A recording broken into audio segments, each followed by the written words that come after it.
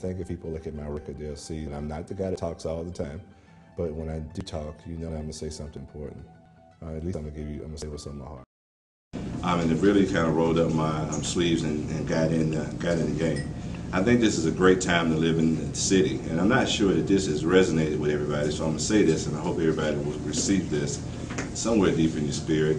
We will have the most recognized and important event in the world in Charlotte next year, and that's where we will renominate the President of the United States.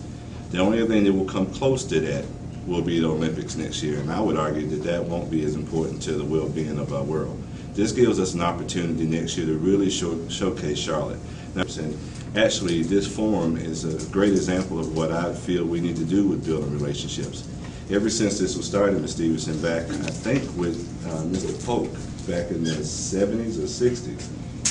Well, actually, no, not with Mr. Polk. We and Mr. Polk and I did some other things together.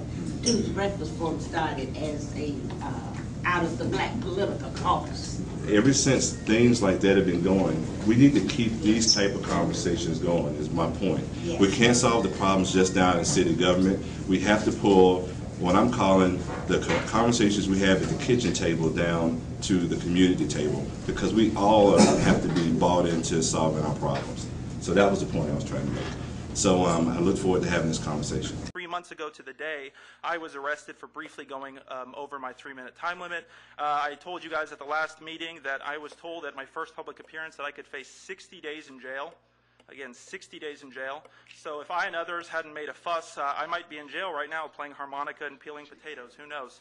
I wasn't even the most disruptive person in there, which still leads many to believe that it was more about the content of my speech. I've been to other government hearings where when the buzzer sounds, people are given a friendly opportunity to finish. As you guys might have remembered, when I was doing my speech, I said on a final note indicating that I was finishing my speech. I only have 10 more seconds left, apparently, and I have a few more things to say, so maybe one of you guys will actually say, Mike, give me 30 more seconds, and he'll wrap it up. Let's see. Mr. Howard? I'm not asking for 30 more seconds. I actually want to respond. I just want to go on the record, because you've actually been down here a couple times and said that to us, and I'm actually not going to ask you a question, so I'm just going to make a statement. Sure.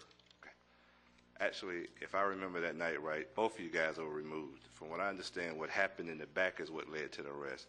It was not being removed. You were removed too, but you didn't get arrested.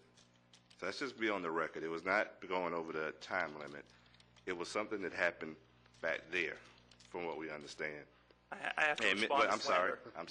Actually, this is my time now. It's my time. Mr. Manager, if you could you clarify that maybe in a future report, just so we're clear about, because that's been said so many times here. I just want the public to be clear about what really happened. Yes, sir.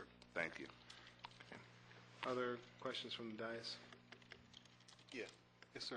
Can you provide us your written report, your comments? I have to say, this is briefly, since I was arrested, this is seriously slanderous for him, David Howard, to suggest this. I want to clarify my arrest. But it's about respect. It's not about, I wasn't arrested. Wait a second. I was not arrested after there. That's something you cannot spread. Sir, I'm sorry, but we're going to have to keep a level of decorum here.